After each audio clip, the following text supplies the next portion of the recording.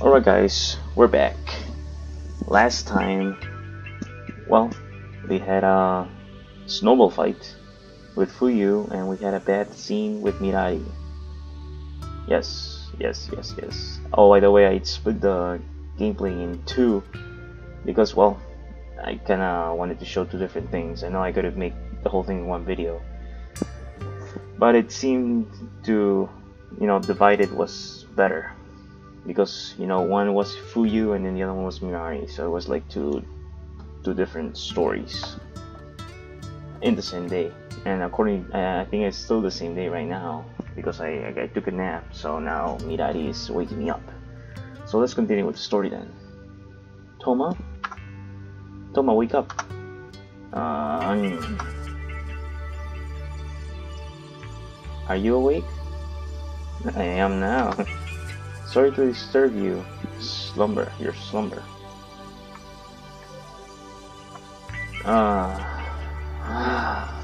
Don't worry about it. What's up, Minari? Is dinner ready? Yes, almost. But before that, huh?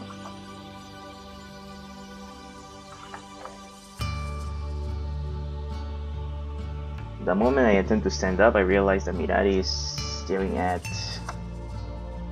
It seems that at some point during my slumber, Fuyu started to snuggle up against my body, ultimately succumbing to the urge to nap. With her legs propped up on my lap, she has gradually fallen asleep and is now sleeping soundly next to me. Wow, Fuyu seems like a completely different person when she's asleep. I'm in two minds about whether I should actually wake her up or not. Looking down at the peaceful content look on Fuyu's face, I feel a slight tug inside my chest. Contrary to the attitude she usually displays while she's awake, Fuyu currently looks like an innocent, adorable little puppy. You don't have to treat them like animals. It sounds so weird, but okay. How on earth could I put an end to that? Hey, let her sleep a while longer. Dinner can be reheated anyways. It would be a shame to wake her unnecessarily. Yeah, I guess you're right. After all, Fuyu must be pretty tired if she's willing to sleep on my leg.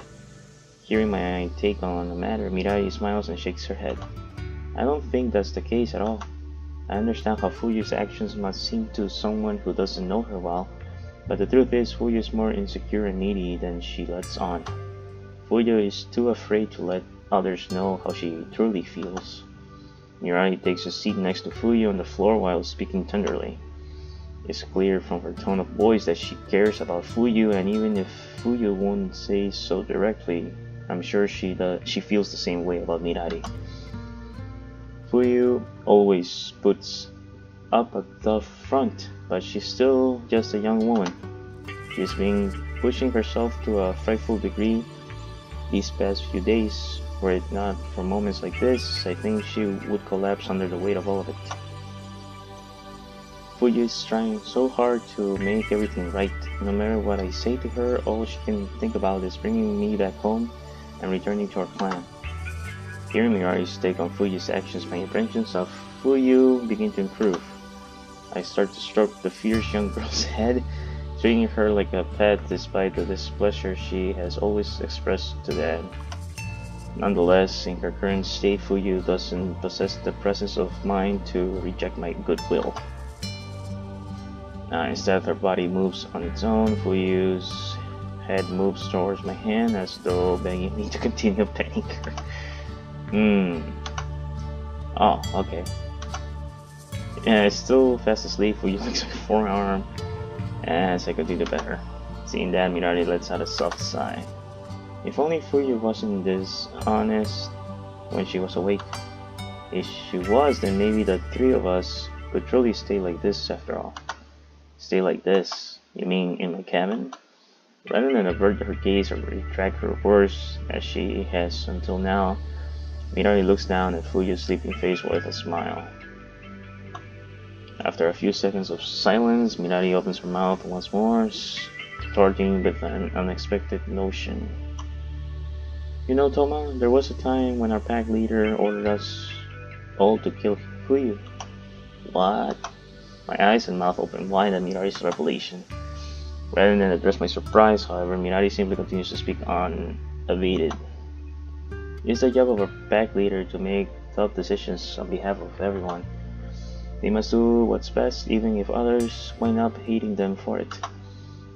The order to kill Fuyu was one such decision. It was during one of the hardest winters the pack had ever endured. They hadn't found a permanent dwelling like the one on the mountain yet either. He said that we couldn't take care of a runt like her. She would just drag the whole pack down and cause us many hardships further down the track. At the time, nobody wanted to agree with him, and yet they all knew that he was right. It was nothing personal, she simply had to die for the sake of the pack. I swallowed my words several times as I tried to think of how best to respond to Mirari's revelation. What could I possibly say in response to something so horrible yet apparently necessary? Rather than risk offending Mirari and her pack by saying something tactless, I decided to ask the obvious question. What happened after that? Fuyu's still alive, so surely something must have happened. Mirari nods. It was only a cub at the time. I was only a cub at the time, the same age as Fuyu, so I don't remember any of it myself. But according to my mother, Fuyu's parents rebelled against the leader, saying they couldn't possibly kill their own daughter. The leader took pity on them? Mirari shakes her head. He exiled them both, along with Fuyu. He said that if they wanted to raise her, they were on their own, and they would receive no further help from Pack. It was a tough decision, both for Fuyu's parents and for our leader, but everyone agreed that was how it had to be. Mirari sighs as she thinks back on the decision her leader came to. Despite her personal feeling about Fuyu, it seems as though she bears no grudge regarding the leader's decision. Cold, heartless, yet always doing what was best for the pack, that's the kind of man our leader was. Not a kind, charismatic leader beloved by his followers, but a ruthless man of action. The kind nobody asked for, yet everybody understood why he needed him. Mary speaks of the leader with a sad smile on her face. Seeing her mixed feelings come to a surface, a question pops in my mind. Say, Mirani, given that Fuyu always calls you princess, am I right in thinking that the pack leader is... Mirari nods before I've even finished speaking. Yes, that's correct. Our pack leader is, or at least our previous pack leader was, my father. Regarding my question before I even asked it, I press on. Was? What happened to him? Did he step down from the role? In a manner of speaking, my father died 3 years ago protecting the pack from bear. Since then, my mother has taken over leading the pack in his place. She's been doing a fine job, especially considering how half-wolves usually think of female leaders, but unfortunately I don't think the current arrangements will last much longer. Tears appear in the corner of Mirari's eyes as she recounts her father's courageous death and the burden currently being placed on her mother. Despite Mirari's apparent desire to leave the pack, it's clear that she still thinks of them quite fondly. My mother, she is growing weary in her old age. She does not possess my father's strength, nor does she bear his unyielding will. It is only a matter of time before she is crushed, if not by the weight of her position, then by old age and sickness. When that time comes, the line of ascension will lead to... Mirari opens her eyes wide as she suddenly realizes something. Hurriedly wiping her eyes and nose, she corrects her posture and attempts to clean up her appearance. I'm terribly sorry, Toma. We were talking about Fuyu, weren't we? My apologies. I was selfish of me to begin paddling on about my own circumstances like that. Fuyu and I can disagree with her. Dang it. Before I can disagree with her, Mirari goes back to talking about her dear friend Fuyu. When my father died, it was decided that we needed to increase the size of our pack to make up for his disappearance.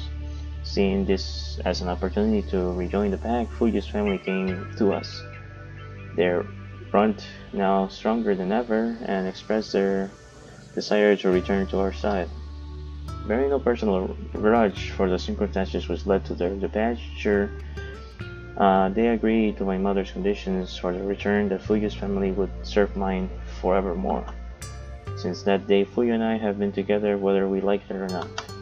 And of course, over time, the two of us have grown close. Fuyu has become like a sister to me, and I cherish her more than anything.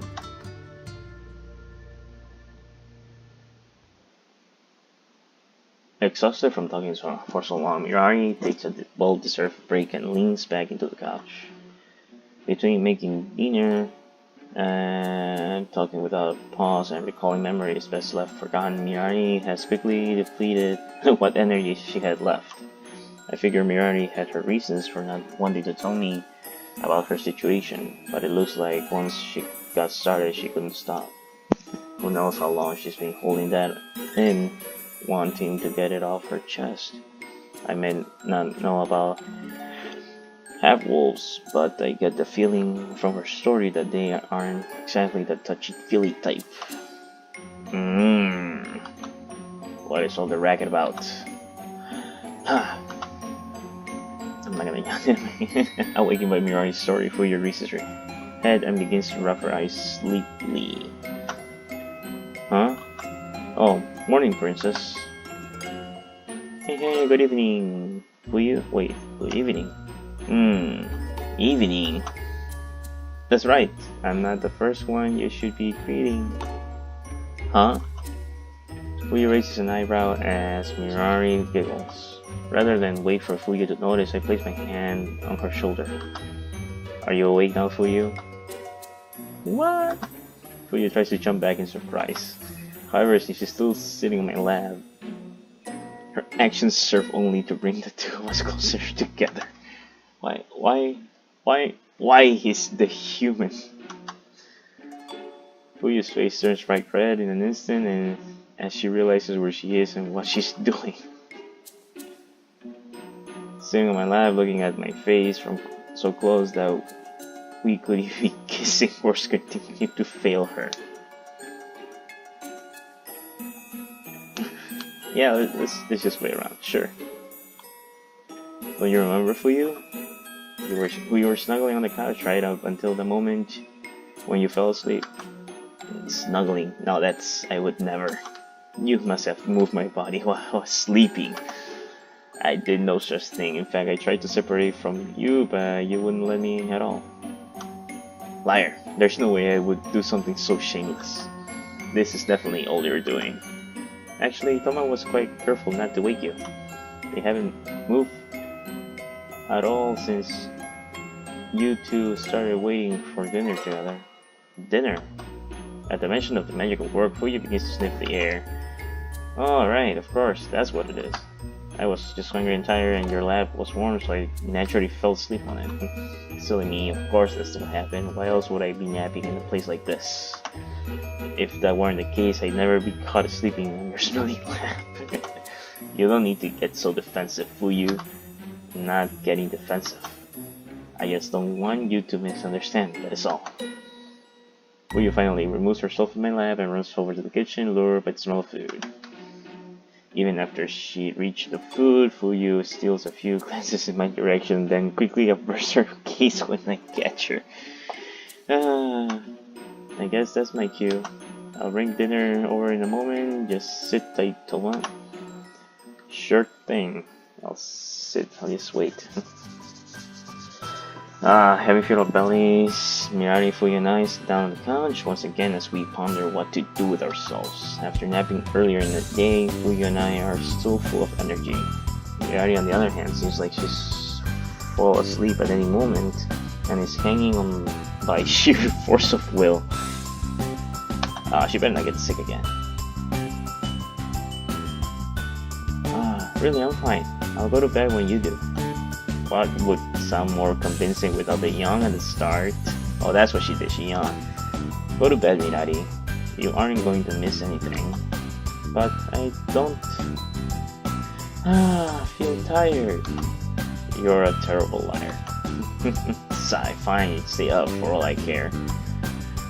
I was just going to watch some old VHS tapes anyway. Really?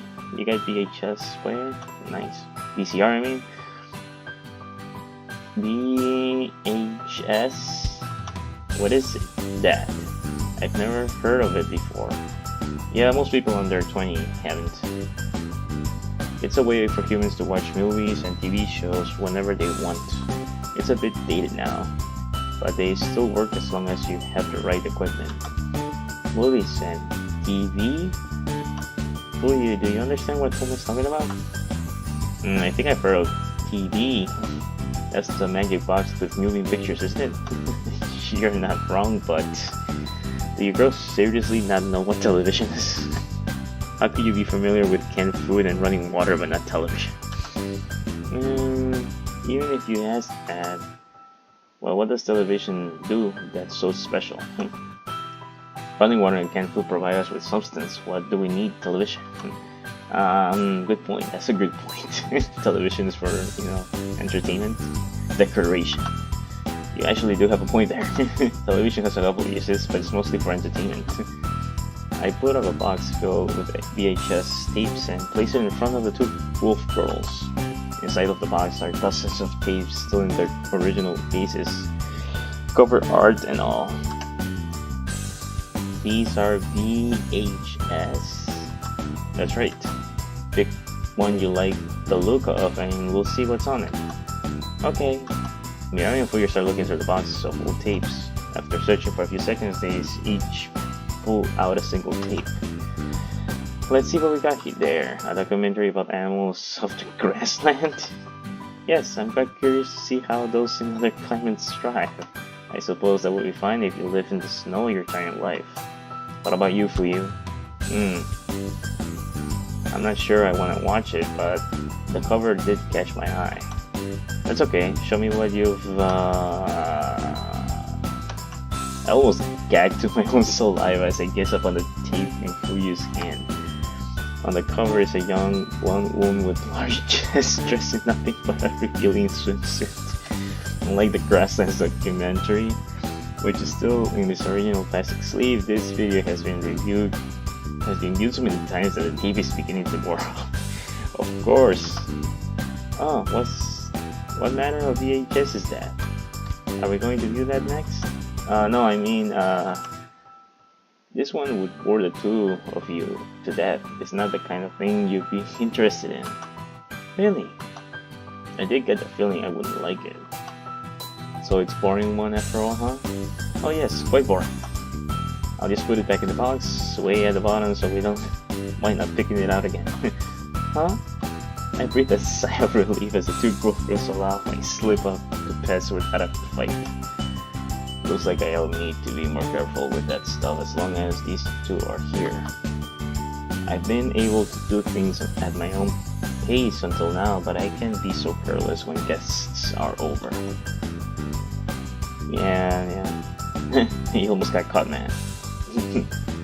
Good thing they don't know what we're watching. Rather than dwell on Fuji's discovery, I hurriedly crammed Rimari's choice into the VHS player.